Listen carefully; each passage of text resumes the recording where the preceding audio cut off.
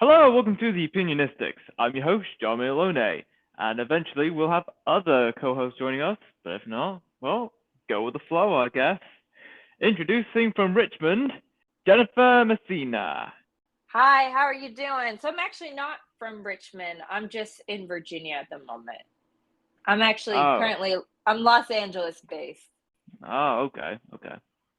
So, Jennifer, tell me what you do. So I'm a singer, I'm an actress, I'm a producer. I guess it just depends on the day. I own my own lip gloss brand that I recently started over the last year. I've been singing and publishing music since the beginning of 2020. So I'm just I'm just Jennifer Messina. Incredible. Thank you. And you're welcome. So, what have you been up to this fun week?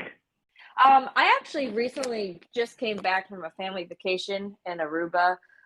If you see me on social media, I am always like on the go with work, whether it's helping produce this animation show that I'm an executive producer for called Serious Artificial Intelligence, a postpartum musical, or whether it is work that I do for my singing, whether I'm going to different recording studios, working with different producers, or it's I'm doing a commercial, or I'm doing a launch for my lip gloss, or I'm doing book signings for the book I published. I just always keeping the momentum going. So it was nice to just go on vacation to a quiet, one happy island and enjoy the sun. Nice. What do you like about being an artist and being an author of a brand new book? I think what I like to do most about all of being who I am and what I produce out there is I want people to see that I'm a girl who came from a small town. I don't come from money. I don't come from a load of opportunities. And I just kept putting myself out there and I kept pushing and kept trying and look at where I'm at now. And I'm not at my end goal, but I'm much further than I was 5 years ago. And I want that to be like a motivation to anyone that you can accomplish anything through any type of adversity you go through. And I think a big thing for me too is through all of that, through my music and my acting and everything, I try to share my story at the same time. I try to share my journey with mental health. I try to share times that I've gone through really bad hurdles in life and I didn't think that I was going to get through. I want people to see that just because I dress up in all this glam and designer clothes doesn't mean that I'm not a normal human being, just like everyone else. Okay, I respect that. And I've also heard you've done some modeling work as well. Yes, yes. I actually was just in a magazine called Celine, just like I think it was released like 2 weeks ago. So I constantly try to do publications and things like that and work with different photographers to get images out there. Hmm, nice. What encouraged you or inspired you to become a music artist? I've loved singing my whole life. I remember being a little kid, I would dance on coffee tables, and I always put a performance or a show to all my family and friends that were at my house. And as I got older, I just was in every choir, I was in every talent show, every recital, every musical theater event. Like it doesn't matter. I just wanted to perform and be a part of it. And then I ended up going to the Berklee College of Music in Boston, and I learned more about the craft of contemporary music and audio engineering. And after that, I decided it's time to leave New Hampshire and go to Los Angeles and give myself that shot at the career that I want. Okay, cool. So throughout your whole life, what have been the highs and the lows? The highs have been being able to be on TV, also being able to sing and people listen to my music, people want to read my books.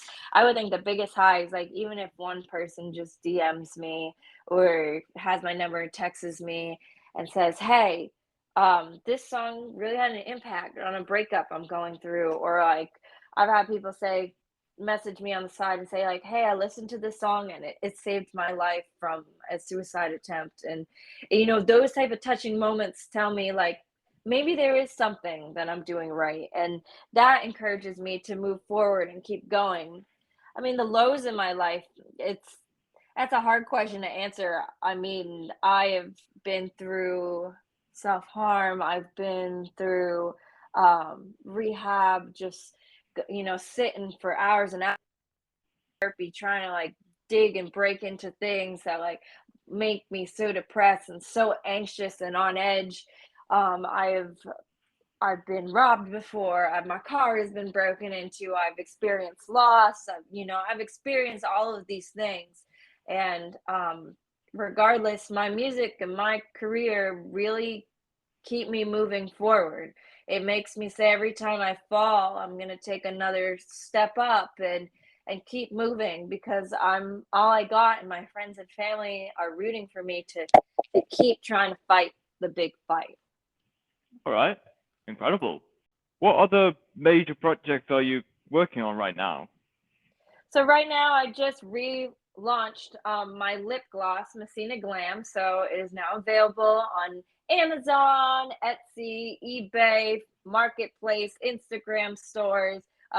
You can buy it. We have a limited stock, so you got to get to it and you got to make your purchase ASAP. And this time around, we're doing 3 days shipping. So you're going to get your items in less than a week, or you're going to get your items within 3 to 5 business days, which is really exciting for our client because some of our products in the past just took weeks to get there. And then with COVID and all the shipping and delivery delays, it took even longer. So to be able to give our customers, our loyal customers, this chance where they're going to get their products ASAP, it's the most exciting thing for me. So Messina Glam is ready to go on her 3 day shipping, and I'm republishing my book.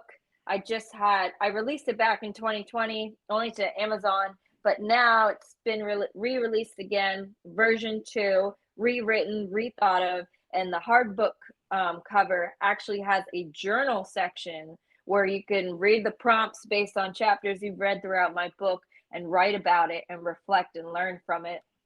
So that's really exciting. So I'm reworking on getting a new cover for it for version 2, and we're going to do some book signings and get it out there. So that has been my two biggest adventures lately, besides releasing music and working on more things in the studio.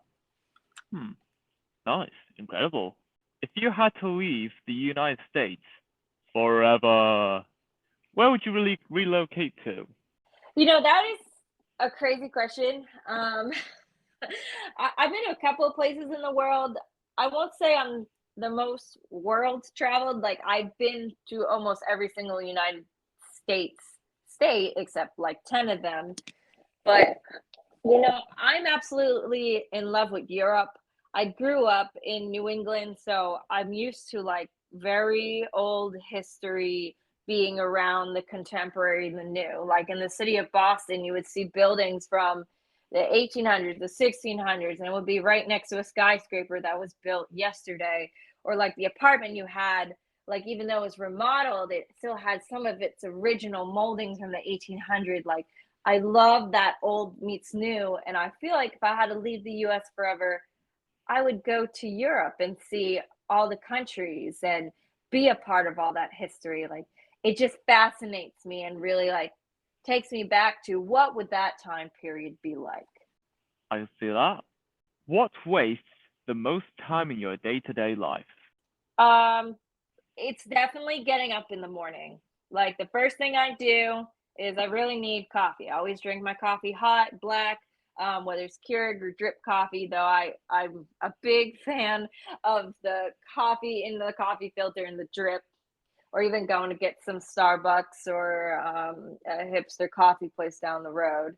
But it's so hard for me to get out of bed because the first thing I do is go on my phone and I check all my emails, and I do a half of my day's work just from sitting in my bed before even grabbing my coffee. And sometimes it's like, no, Jennifer, you need to get up, you need to go, and you need to leave the house and get started. So that would be my biggest problem of the day. Hmm. Oh yes, I can certainly see that. Would you ever try space tourism? What is space tourism? Well, basically, You know how you know where you book a ticket to take a plane to like an exotic resort in the Caribbean or Mediterranean, or go on holiday or vacation somewhere. Right. Space tourism is like it's explore around the galaxy, uh, explore a new habitable planet if there is any in the next few years or so. That is space tourism. Um, I mean, why not? I think I think exploring is just important. I mean, I don't want to leave any traffic in the outer space. Like I wouldn't want to necessarily say let's start building hotels on the moon and start destroying those natural habitats, but to go into space and to see it from a rocket ship, I mean, absolutely, that's the opportunity of a lifetime. I would definitely be down to buy a ticket and go explore and see it. I just don't want to necessarily touch or add more to those natural habitats. Okay, I can absolutely agree to that. If your life was a meal, what kind of meal would it be? I don't think my vegetarian fans are gonna like this, but it would be like a steakhouse four-course meal. Like starting with a good dip appetizer or bruschetta. Like if I think of bruschetta, I think of my Sicilian background, and then going to a soup like a French onion soup. I love French onion soup. It's one of my favorites. And to the big steak juicy meal that's like so tender to cut. It's one of my favorite meals, so delicious. And then that great creme brulee that they set on fire and make that delicious crust on top. I think that's the best description of if I identified with a meal, because I love to do the elegant, I love to do the classy, ritzy, but at the same time, you could go to Texas Roadhouse and get more of a casual, fun experience and still the great same quality of food. So that's how I describe myself, diverse like that too. Okay, incredible. If you had a song for every time you enter the room, what song would it be? My favorite song from Wicked the Musical would be Defying Gravity, especially the part at the end of the song where she like rises up into the air and she sings, "It's me." And she's telling everyone that if you care to defy me, look to the western sky. I feel like every time I enter a room, I guess I mean this in the humblest way possible, I like make a scene, whether it's a good scene or a bad scene. It's like you always know I'm in the room because I'm so loud and vibrant, or I'm so quiet and observant that you're like, what is going on over there? What is she staring at? So, Defying Gravity from Wicked, hands down. All right. Yeah, I agree with that. That's a good one. What's the best thing you've bought off Amazon? These are some great questions. You're really, you're really getting me to think today. Thank you. Uh, Greatest thing I bought off Amazon. Like, I feel like Amazon's, I spend the most purchases there, not necessarily money wise, but more most frequently. Um, I think I mean I honestly I've liked furniture I've gotten there. Like if we were doing like a video recording, there's a whole like furniture set behind me that has all my clothes and stuff that lets me display things. I mean, I love the security cameras I bought. If you know anything about me and you've been following my social media, I was actually just robbed while I was in a, so I'm actually dealing with it right now. It's only been a couple of days, and I had to buy new security cameras. And for Amazon to do that, obviously, let me make that purchase. It kind of sounds weird, but it's like a big deal in my heart because that just gives me and my family another chance of protection. Um, I guess maybe that was more of an emotional answer than a quirky answer, but it's how I'm feeling right now. Hmm. Okay, fair enough. If you have to choose between skydiving, bungee jumping, or scuba diving, which one would you choose? Scuba diving, hands down, because I hate heights. Now, if I had to jump out of a plane, sure. I mean, it is what it is, and everyone I know who's done it is absolutely in love with it. Bungee jumping, I'm absolutely scared that the cord's gonna snap or something, or I'm gonna like bang across the rock or bridge that I'm jumping off of. And I think this has to do with like one time I went rock climbing and I slipped, and the person on the bottom holding the rope did not grab it quick enough. So I just remember like swinging into the rock climbing platform like over and over all the way down. So imagine that with bungee jumping. But scuba diving, that sounds like fun, especially if it's like an area where there isn't like a million sharks or something. I normally wouldn't scuba dive too far off the boat. So I can swim right back to the boat or be pulled in, but I love scuba diving. Incredible. Speaking of which, if your mind was an island, what would it look like? I think it would be like if New York City was on an island in the Caribbean by itself. New York City is on an island. But like if the city was somewhere out in the Bermuda Triangle, overpopulated, over crazy, always the city never. Alrighty then. What's your favorite type of day? Something about Friday, even if I have to work the next day on Saturday, or if I'm sitting in and eating pop on the living room couch by myself, like something about like you've had a it's been super and this is your mental. Oh yeah, absolutely. What's your favorite season? It's definitely summer. And like places like Cape Cod or Martha's Vineyard or even sure like that would be the time where tourism season opens in New England. So I just remember as a kid, we would have all the fall festivals. We would have, or not fall festivals, all the summer festivals. All the big fairs would come to town. You could go to the beach and heat. Like those 3 to 4 months of summer was just time in New England. I mean, other than like for people who love snowboarding. Yes, absolutely. What's your favorite ice cream topping? Rainbow sprinkles. I'll either get like cake batter or vanilla. I know it's not like, or even cookie dough. It's not the most interesting flavors, right? But like I overload it with rainbow sprinkles, and then like I'll stir the hard ice cream in my cup and make it into more of a soft serve, and it's just to me just delicious sugary goodness. Hmm. Okay. What takes a lot of time to master, but it's definitely worth it? Anything music related, whether it's singing or playing the oboe or piano or drums, like it takes years or it takes hours and hours of rehearsal and lessons to become the best at your craft.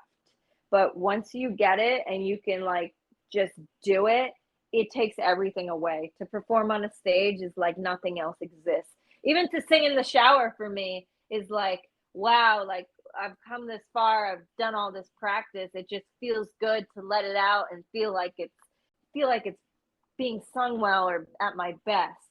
So I hands down music for me. Interesting. I like that. If you could erase one past experience, what would it be? For me, I think it would be any type of sexual assault or sexual harassment experiences that I've had in my life.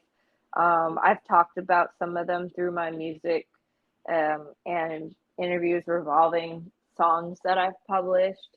And I think if I could erase that 100%, would I be the person I am today? Not necessarily. I'd be different, but I it would be less hurdles and less struggles that I still have to mentally deal with today. Yes, absolutely. If you can get an exotic pet, what would it be? It's definitely a lion or tiger. Like I already have 2 cats, so I would just get more cats, except bigger cats, like cats that can like protect your home or protect you on a walk, or like because even those big cats, they can be cute and cuddly if they're in that mode, if they're in that mood. But once they're like angry or they're on guard, obviously their reaction is much more physical than a domesticated cat. But I think it's baller status to have a lion or tiger. Okay. Incredible. What's the best way to travel? I mean, that's always location dependent. I think flying on a private plane or first class is the best way to travel. Like, some of these airlines give you like really bougie, nice service, and you can have a full meal and a nice glass of wine and enjoy the ride. But then again, I love boats. Like, if you could say, we're going to go take a ferry somewhere, I'm super excited to just sit on a boat and watch the water pass by. Hmm. Okay. Cool, cool. Where do you see yourself 20 years from now? I see myself the same. I see myself singing and acting just on a bigger scale. I see myself in a more wealthier price point, but not to necessarily live a wealthier life, but to be able to give back to people. I've watched the student loans like really impact a lot of people, including myself. And I would love to help people get more educated and help small business owners get their feet off the ground faster and help people be able to change their life around. So in 20 years, like I want to be a more successful, bigger version of what I'm already doing, but I want it to be more financially impactful on others. Ah, yes, of course. If you could create your own job title, what would it be? It would be the Jennifer Messina job title. Reason being is I think anyone who does the Jennifer Messina job title is like entrepreneur status. It's the kind of person who literally has their hands in anything and everything and just trying to make it and build it, make it bigger, but somehow make it all connect back to their individual brand. Hmm. Interesting. Well, anyway, one of our co-hosts has joined us, Eric Taylor. How's it going, mate? Yeah, it's going pretty good. I can't complain. How's it going for you? Oh, life's going great. Yeah. So, have you already got any questions for Jennifer as regards to being a singer, actor, model, and CEO of Messina Glam lip gloss? Wait, she owns a what brand of what? I'm sorry, I didn't hear that. Jennifer, tell Eric about what your next major project is. Hi, Eric. Actually, my dad's name's Eric, so makes me love you even more. So my next biggest adventure that I've been doing is I opened up my own lip gloss brand called Messina Glam. Right now, we're just selling lip glosses. We're gonna expand to lipstick and other more beauty products, but we gotta start simple. So yeah, I sell lip gloss too. Wow, wow. Okay. You do a I lot. Pretty know, cool. random. You do a lot of It's things. fun. Yeah, guy always got to keep it busy. Okay. Yeah, I can respect that. I can respect that. Um. Yeah, I don't really have any questions right now. I'll let you know when I do. All right. Very well. So, if life is a game, like some people say, what are the sort of rules to play this game? You got to keep your eyes open and your ears open and your mouth quiet sometimes. And the reason why I'm saying that is listen and observe and figure out what everyone else is doing wrong or figure out how everyone else is tackling it or achieving it, and then you take that step. Reason being is, why do you want to copy someone's mistakes and make their mistakes when you can learn from what they did wrong? And that's actually one of the most important reasons why like a lot of people encourage others to read or watch documentaries or any type of anything that's a biography, because you can learn if you observe from other people. Hmm. Very well. Very well. Speaking of documentaries, did you watch that what's his name, Jeffrey Dahmer documentary? Because No, I haven't yet. I on, haven't. yeah, honestly, I didn't. I'm probably never gonna watch that. Hmm. It's like I don't know. I'm not. It's actually a lot of people who have told me like they find it very fascinating because they thought he was more of like this very evil villainous creature, but it was more of like he has so many mental health issues that he couldn't control, and this misunderstanding that like you know a average person's snap is they'll yell or maybe they have a twitch. Like his snap was killing people, I'm which is not. like it's crazy. It's just crazy. I'm not gonna But I'm not gonna I'm not gonna lie that I'm not gonna lie. It's like mental health. That was his excuse for like killing and eating people. no, I That is, mean, I mean, yes, but that was his personal excuse. Is that like the psychological I don't person's excuse? No, I mean, I don't obviously, court of law wouldn't like say, "Oh, he just has mental health issues." Like, it's fine. No, it's not fine. But yes, I'm that not was a gonna lot of what was behind. I'm not gonna lie. I'm not gonna lie. At times I feel like you know, like people like I'm not gonna lie. One thing I've noticed is that like an excuse for mental health used to be very rare back then, but it's like I feel like now people is using that as an excuse to not do anything. At least that's what I noticed. Like a lot of people say that, and it's like and it's like I used to say that too, but it's like because so many people started saying that, I started stop using that as an excuse and just started fixing myself because it's like I don't know. I just didn't want to be that person. But that's just my I opinion. I can understand them. My comment on that would be, I understand where people are saying, mental health. I can't do this because of a mental health reason. Okay, maybe it's because they don't want to disclose their privacy to anyone. But the other thing is like you can sit and let all these adversities take on your whole life, or you can find ways to work with your disability. Just because somebody is permanently in a wheelchair doesn't mean they can't drive cars or ride bikes or, depending on how much of it, how disabled they are. Like, there are still solutions that you can do to accomplish something. So we can't sit on our handicaps as our crutch, but we have to think out of the box of what we can do with those disabilities. I think personally, I think when it comes to mental health, I can tell just by looking at the person, whether if they're making an excuse or it's like they're legitimately suffering from that. It's like I can just tell the difference between a person who's like literally just saying that to say that because they've heard that on TikTok and they think it's cool, or it's just like or people who are legitimately like actually have mental health issues. Like for instance, like there are people who there are like messed up people who like fake disabilities too, and it's like that's messed up. It's like because there are actually people out there who fake disabilities, man. That's yeah. I just don't. Exactly.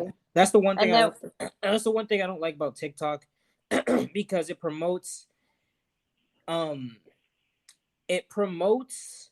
I don't think is godless behavior like the right word for that is the right word for that. reckless, Like reckless behavior. godless.